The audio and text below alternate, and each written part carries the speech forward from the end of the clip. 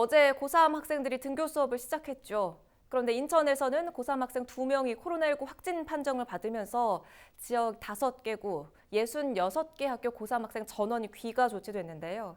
등교 수업 예상은 했었지만 참 만만치가 않습니다. 교육 현장에서는 어떻게 보고 있을지 조수진 전국 교직원 노동조합 인천지부 정책실장과 전화 연결해서 이야기 나눠보죠. 실장님 반갑습니다. 전교조 인천지부에서는 사실 이 등교 개학 전에 우려스러운 부분이 많기 때문에 이걸 전면 재논의해야 한다 이렇게 주장한 바 있는데요. 지금 개학 첫날부터 빚어진 이 기가 상황들을 어떻게 보셨습니까? 네네네. 그 현장에서는 터질 것이 터졌다, 뭐 이럴 줄 알았다, 이런 반응이었고요.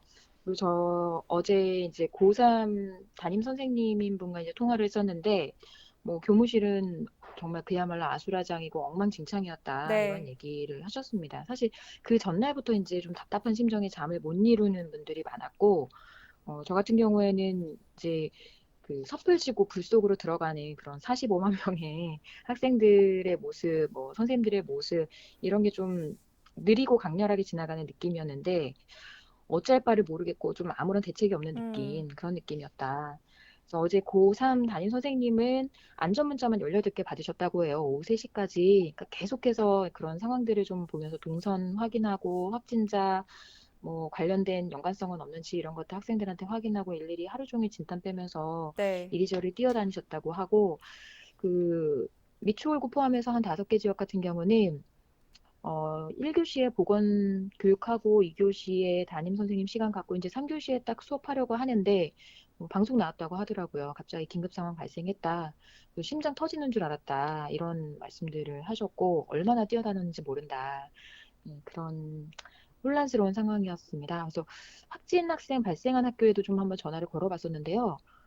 해당 학교에서는 다행히 그 새벽부터 좀 바삐 움직이셔서 학생들이 등교하기 전에 이미 등교하지 말라고 문자를 보내서 네. 뭐 접촉을 막았다고 하고, 그 문자를 못 본 학생들 대상으로는 이제 교문에서 등교하지 않도록 돌려보내고 선생님들이 정말 고생하셨던 상황이었고, 어쨌든 어제 하루는 정말 학교 현장에 계셨던 분들이라면 누구든 그 손에서 이렇게 땀이 나고 긴장을 한순간도 놓치지 못하는 그런 상황이셨을 것 같습니다. 네네. 뭐 학생들 교사 할 것 없이 굉장히 혼란스러웠던 현장의 상황을 전해주셨는데요. 지금 오늘 치러진 전국 연합 학력 평가도 온라인으로 진행이 됐죠. 이게 문제 없다고 보십니까? 온라인요. 네네. 어, 고3 담임 선생님 말씀하시기로는 일단 학생들이 집에 프린터가 없는 경우도 상당해서 네. 문제지를 출력할 수 없고 시험을 응시하지 못하는 학생들이 있을 것이다.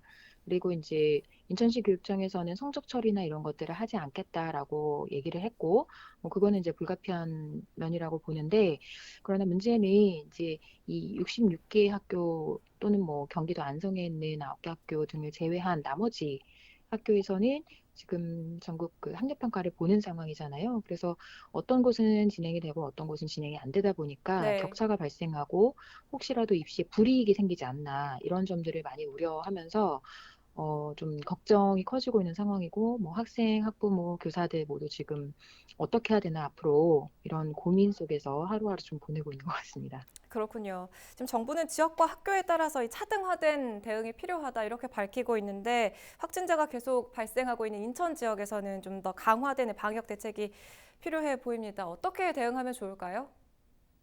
네.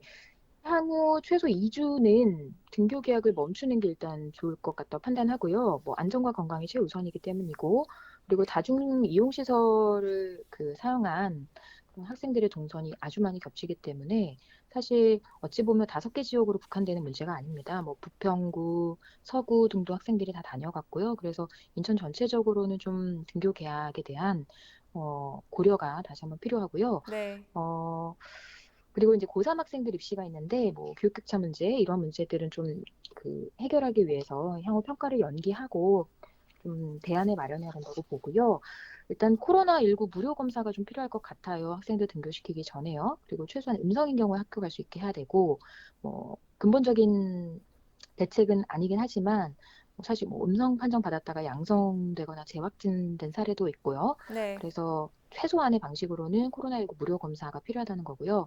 기저질환 있는 학생이나 교직원 모두 등교 안 하도록 해야 되지 않나라는 생각이 듭니다. 그래서 자녀 돌봄해야 되는 교직원에 대한 대책도 필요하겠지만, 예.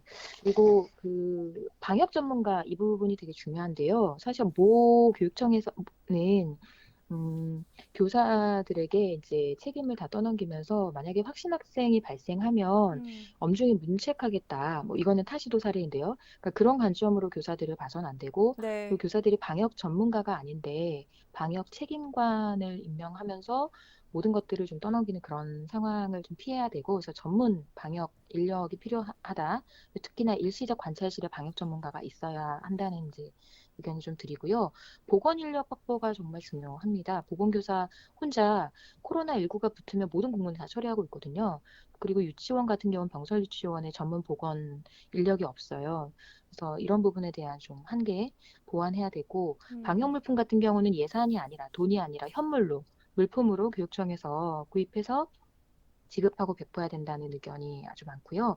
등교 관련해서 아까도 말씀드렸지만 선택권을 줘야 한다고 생각합니다. 제한 없이. 그래서 일단은 처음에 말씀드린 것처럼 향후 2주 정도는 등교 계약을 멈추고 좀 추이를 보면서 결정을 해야 되지 않나 생각이 듭니다. 네, 말씀 잘 들었습니다. 조수진 전국교직원 노동조합 인천지부 정책실장과 이야기 나눠봤습니다.